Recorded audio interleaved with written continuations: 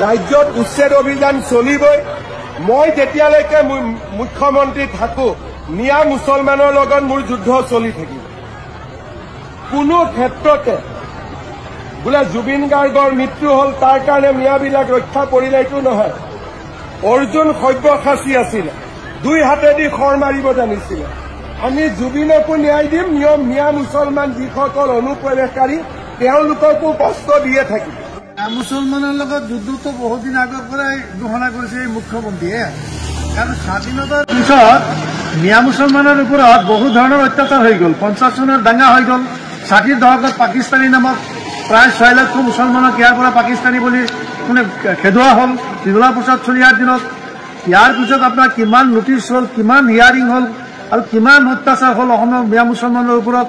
তৰুণ গগৈৰ 15 বছৰতো তেখেতে তাতে মন্ত্ৰী আছিল। BTT এলেকাত কেনেকুৱা মানুহ মৰিছে। হিতেশ্বৰ শইকীয়াৰ দিনতো হ'ল, বাঘাবাৰী হ'ল, 83 চনত মিলিত গণহত্যা হ'ল, বহুত হৈ গৈছে। কিন্তু কোনো মুখ্যমন্ত্ৰী আজিৰ মুখ্যমন্ত্ৰীৰ দৰে তেনেকুৱা অপেনলি কোৱা নাই যে মিয়াসকলৰ লগত মোৰ যুদ্ধ চলিয়েই থাকিব। জুবিন গাৰ্গৰ ন্যায় দিব পাৰিব জানো? তেখেতে যদি জুবিন গাৰ্গৰ ন্যায়টো দিব পাৰে তেতিয়া আমি সবাতকৈ আমি সুখী হ'ম। কাৰণ জুবিন গাৰ্গৰ ন্যায় দিবলৈ হ'লে এইটো আইনসংগত দিব লাগিব। তেখেতে কি ন্যায় দিব? তেখেতেতো ন্যায় দিয়াৰ মালিক নহয়। ন্যায় দিয়াৰ ইয়াত মানে সাক্ষী সাব্যস্ত হোৱাৰ পিছত তেখেতসকল যদি দোষী হয় তেতিয়া ন্যায়ালয়ে দিব।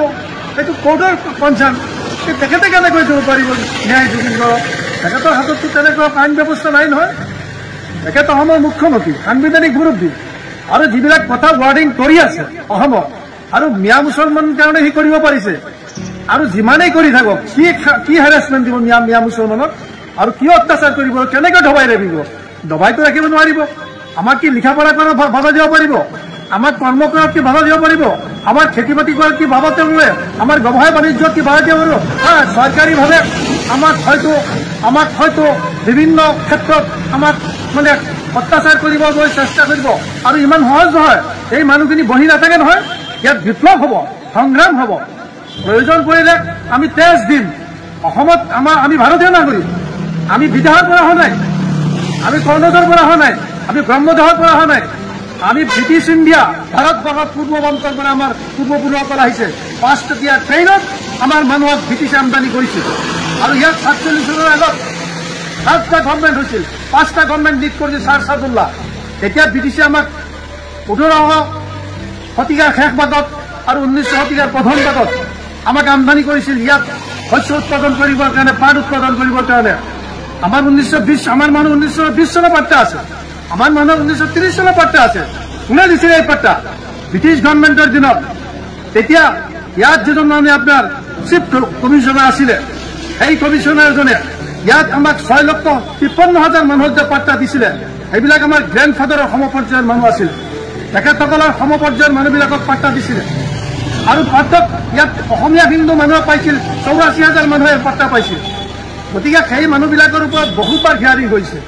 NRC নামত থৈছে, বিধিৰ নামত থৈছে, বাংলাদেশীৰ নামত থৈছে। আৰু কি দবাই ৰাখিব পাৰিব, কি কৰিব পাৰিব? জুবিন গাৰ্গৰ অনুৰাগী আপোনাৰ কিছুমান বোলে আপোনাৰ সঁচা অনুৰাগী, কিছুমান ডুপ্লিকেট অনুৰাগী। আৰু জুবিন গাৰ্গৰ লগততো অসমৰ কোনো মানুহৰ তৰ্ক বিতৰ্ক হোৱা নাই। জুবিন গাৰ্গৰ লগত যদি কিবা হৈছে সেইটো অসমৰ মুখ্যমন্ত্ৰীৰ হৈছিল।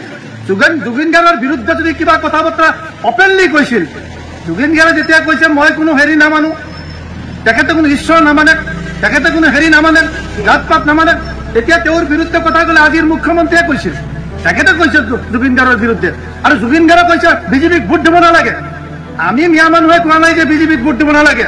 জুবিন গাৰ্গে অপেনলি কৈছে বিজেপিক। আৰু কি ৱাৰ্ডিং কৰিছে এইবিলাকতো অসমৰ চব মানুহে জানে নহয়। আৰু অসমৰ গাইঘুটিৰ মানুহবিলাকে যদি এইবিলাক কথা মনত ৰাখে, তেখেতে ভাবিছে যে মিয়াৰ বিৰুদ্ধে আমি এনেকুৱা কথা ক'লে অসমৰ চব হিন্দু মানুহ ঐক্যবদ্ধ হৈ যাব। ইমান সহজ নহয়, ইমান সহজ নহয়।